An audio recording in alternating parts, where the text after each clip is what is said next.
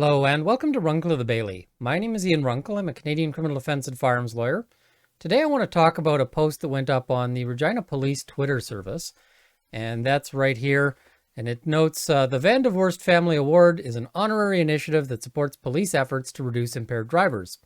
This week, 19 members proudly received this award. Each officer charged between 8 and 16 impaired drivers in 2019. We are grateful for the Van de Voorst support. So the criteria for getting this award appears to be sort of charging a lot of people for impaired driving.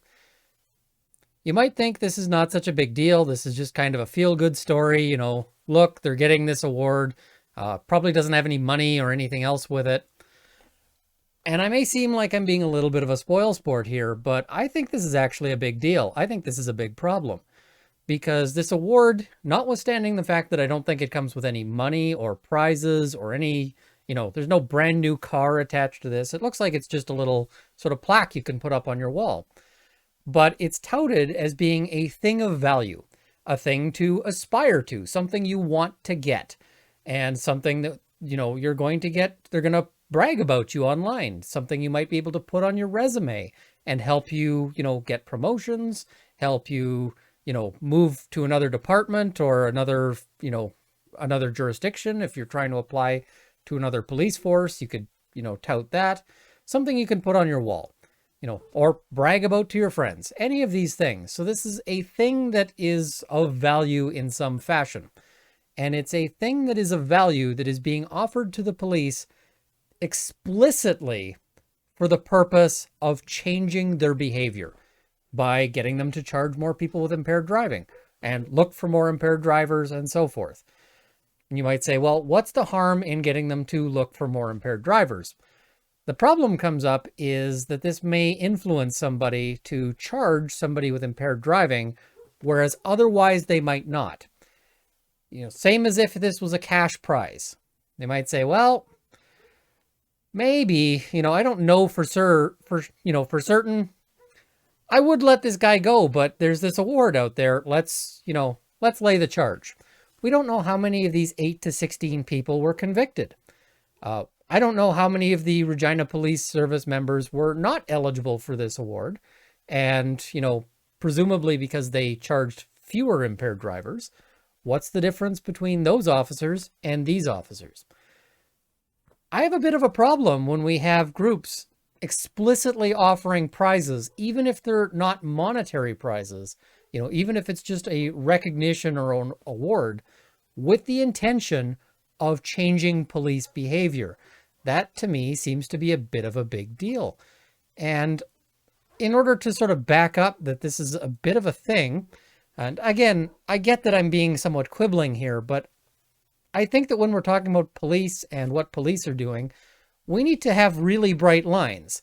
This is something where the functioning of the police isn't something that needs to be just above reproach. It needs to be transparently and obviously above reproach. They shouldn't be engaging in anything anywhere near a line. So I want to look at the municipal police discipline regulations. This is for Saskatchewan, so this is what applies in Regina. And it notes, one of the things that is an offense is corrupt practice, which is if you accept a bribe. Now, this isn't a traditional bribe. This is not, an envelope full of cash or whatever else. I don't think A is really the one that that matters most here. But number 2, in his capacity as a member of the police service and without the consent of the Board of Police Commissioners or Municipal Council, directly or indirectly solicits or receives any gratuity, present, subscription, or testimonial. This is clearly a testimonial. They're saying, these officers did good work.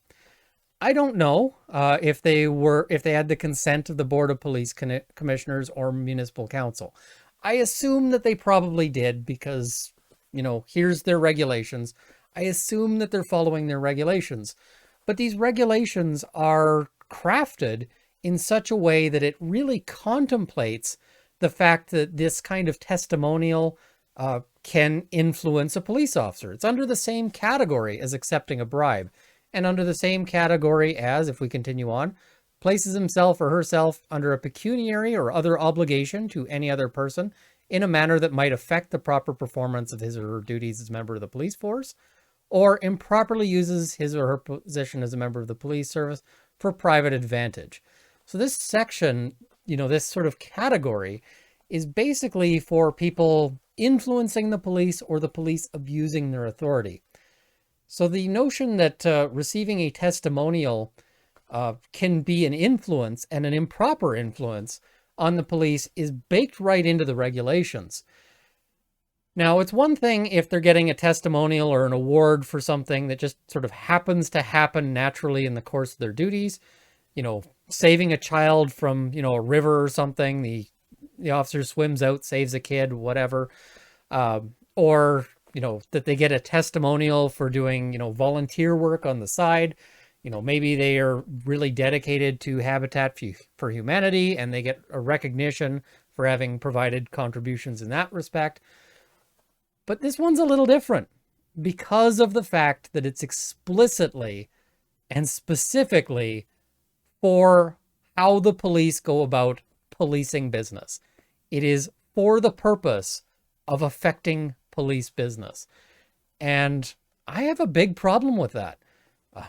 Maybe I'm quibbling. Maybe I'm just, making something out of nothing here. But I don't know. Tell me what you think. Tell me, do you think it's okay for the police to be taking awards that are trying to shape their behavior?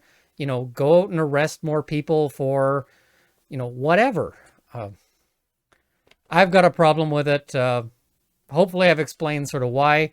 Let me know in the comments below if you think I'm out of line, if you think I'm, just being too much of a defense lawyer and, I should really pull my head out of wherever it is.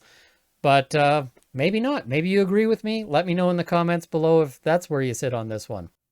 Now, I should say here, I'm not looking to see anyone, charged with anything or brought up on police discipline or anything like that.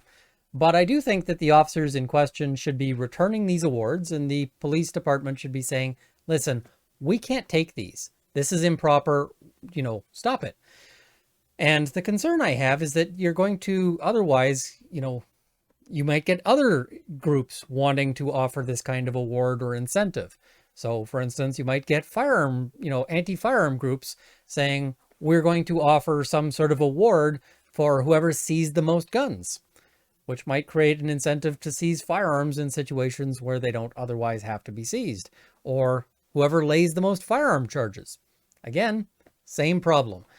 So that's a concern to me. And I think it should be a concern to anyone that if we've got sort of these private groups actively and explicitly and openly trying to influence police forces. That's not how things should be going here. Anyway, thank you for watching. I hope you found this interesting. Hopefully I haven't offended too many of you, but please like, share, and subscribe. And I also want to thank my Patreon supporters.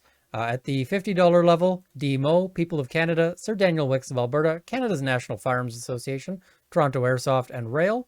At the $20 level, Cameron Johnson, Kevin Fleet, and Dale Nesbitt.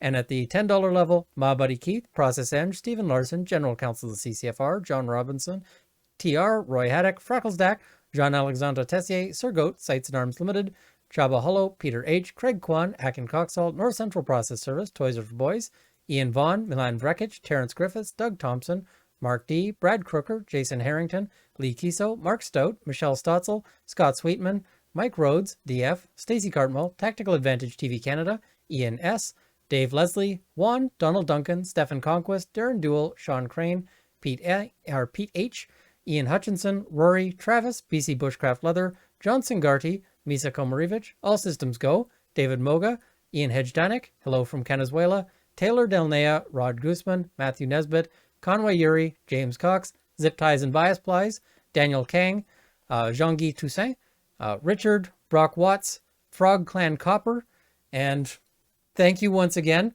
I hope this has armed you with knowledge.